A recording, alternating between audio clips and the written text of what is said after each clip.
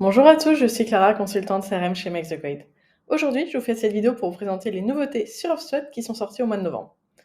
On va avoir pas mal de choses à voir, je vais vraiment vous sélectionner un top 3 des nouveautés. Bien sûr, il n'y en a pas d'autres, donc n'hésitez pas à nous suivre pour en découvrir plus. Donc pour commencer, aujourd'hui, on va faire un premier focus sur les propriétés et la logique conditionnelle. Donc on a déjà parlé le mois dernier, il y a de la logique conditionnelle qui est sortie sur les propriétés, et désormais, on va pouvoir aller plus loin en affichant uniquement certaines options d'un menu déroulant, de cases à cocher, etc., en fonction d'autres propriétés. Donc là, par exemple, on a cette propriété qui est le CRM utilisé, qui est en menu déroulant. Donc si je veux l'éditer, vous pouvez le voir juste ici, on a une nouveauté qui est disponible, donc c'est les options conditionnelles. C'est-à-dire qu'on va pouvoir sélectionner une propriété qui va nous servir de contrôle, et à partir de ce qui est sélectionné dans celle-ci, définir quelles options on souhaite afficher. Donc là, par exemple, on pourrait prendre Buying Role, donc le rôle de contact qui est associé, et on pourrait dire, donc, si c'est champion, donc je sélectionne celle-ci, alors soit toutes les options sont disponibles, soit je vais afficher uniquement certaines options. Donc là, par exemple, pour les champions, je pourrais afficher uniquement HubSpot Salesforce, et c'est tout. Et donc, on va pouvoir le faire pour tous. Par exemple, ici, donc, on voit que champion, j'ai deux options qui sont disponibles. Pour tout ce qui est celui qui prend la décision, on pourrait dire, pour lui, on va juste mettre Pipedrive et Salesforce. Et comme ça, pour chacune des options d'une propriété, on va pouvoir définir quelles sont les options qui vont s'afficher dans une autre.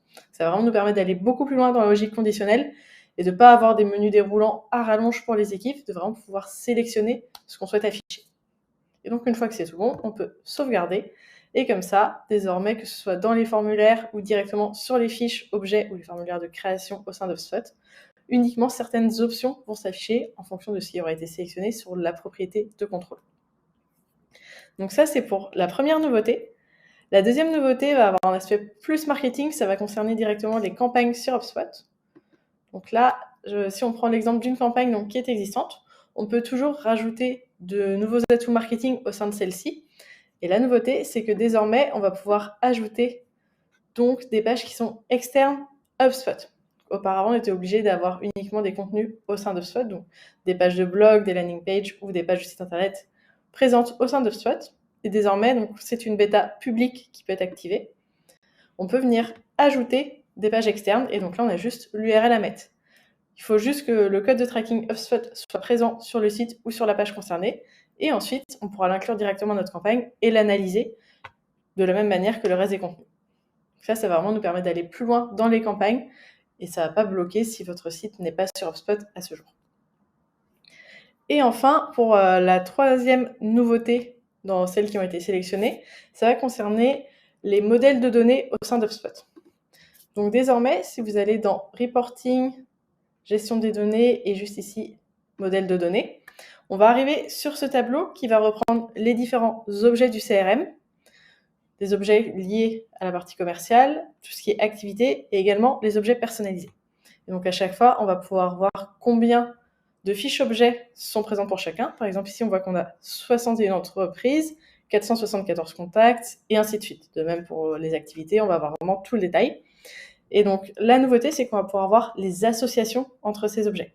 Donc là, par exemple, si je prends l'objet test devis juste ici, on voit que les devis, pour le moment, sont associés uniquement avec des activités. De même, si on prend l'objet donc ticket, par exemple, on voit que les tickets au sein de cette base de données peuvent être associés à des entreprises, à des contacts, à des transactions et à des activités. Ça nous permet vraiment de voir qu'est-ce qui est relié au sein du CRM. Et donc ça, c'est quelque chose qu'on peut faire sur chacun d'entre eux. De même, pour les transactions, on voit qu'elles sont associées avec les autres objets classiques de HubSpot, avec les autres objets commerciaux, avec les activités et donc également avec un objet personnalisé.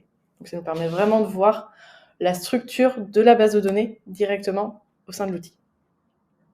Donc voilà pour le top 3 des nouveautés sur HubSpot au mois de novembre.